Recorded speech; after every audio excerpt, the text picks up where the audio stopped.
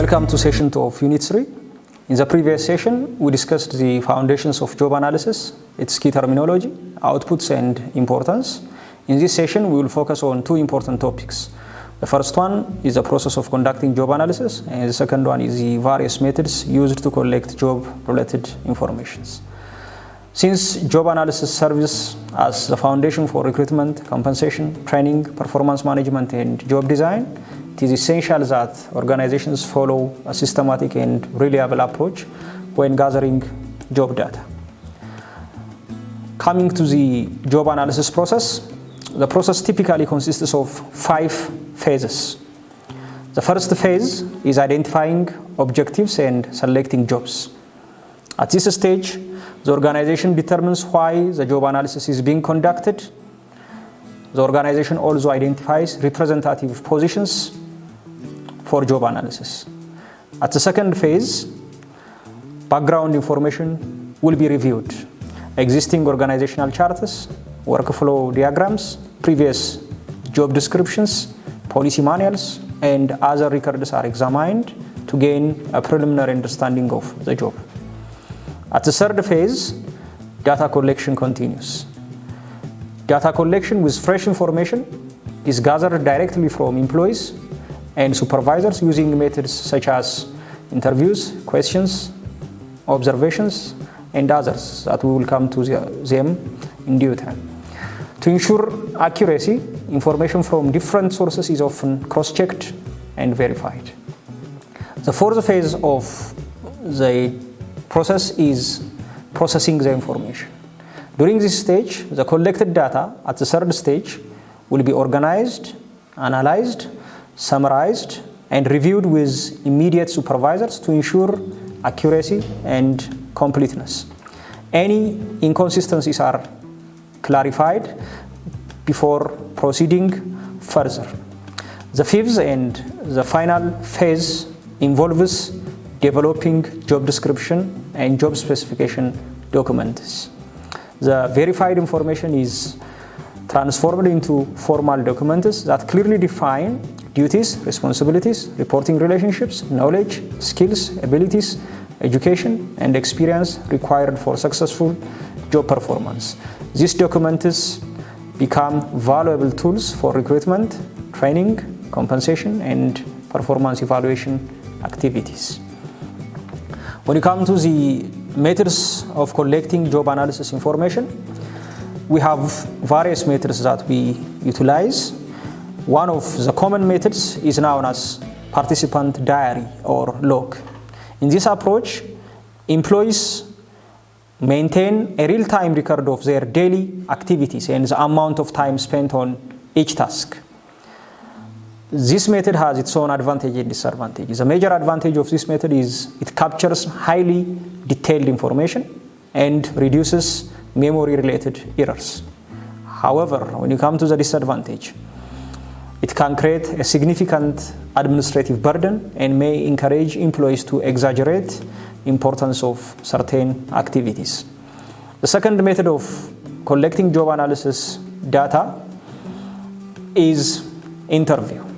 Here, job analysts ask structured questions directly to employees or supervisors to obtain detailed information about job duties, responsibilities, challenges, and workflows. Interviews are especially useful for uncovering hidden tasks and mental demands that may not be visible through observation. However, they can be time-consuming and may be influenced by employee bias or exaggeration. The third method is the critical incidents technique, which focuses on identifying specific employee behaviors that result in exceptionally successful or unsuccessful performance. This method helps organizations determine the competencies that distinguish outstanding performance from average ones. However, it may overlook routine tasks that are performed every day. The fourth one is known as technical conference method, which involves bringing together supervisors, senior employees, and subject matter experts to discuss and define job requirements. This method provides quick access to expert knowledge and often produces highly accurate results, although it may not fully reflect the experiences of employees performing the job daily.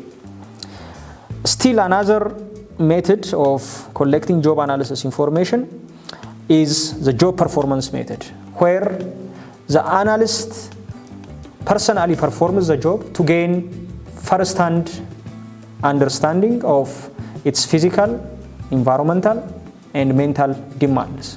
While this method provides direct insight into job requirements, it may not be practical for highly technical, hazardous, or specialized occupations. Several other additional methods are also there in modern organizations. For example, functional job analysis, which is a structured and quantitative approach that evaluates jobs based on how employees interact with data, people, and things. Still, another method is known as the observation method, which involves directly watching employees as they perform their work and recording what occurs. This approach provides objective, real-time information and reduces the risk of employee exaggeration. However, it is less effective for jobs involving significant mental activity, such as programming or research, and employees may alter their behavior when they know they are being observed. Finally, we can also use a method known as questionnaire. Questionnaires are widely used because they allow organizations to collect information from large number of employees quickly, as well as economically. Standardized questions may make collection efficient, but poorly designed questionnaires can result in misunderstandings, incomplete responses, or inaccurate information. To summarize this session, effective job analysis requires a structured process that begins with identifying objectives and ends with developing accurate job descriptions and job specifications.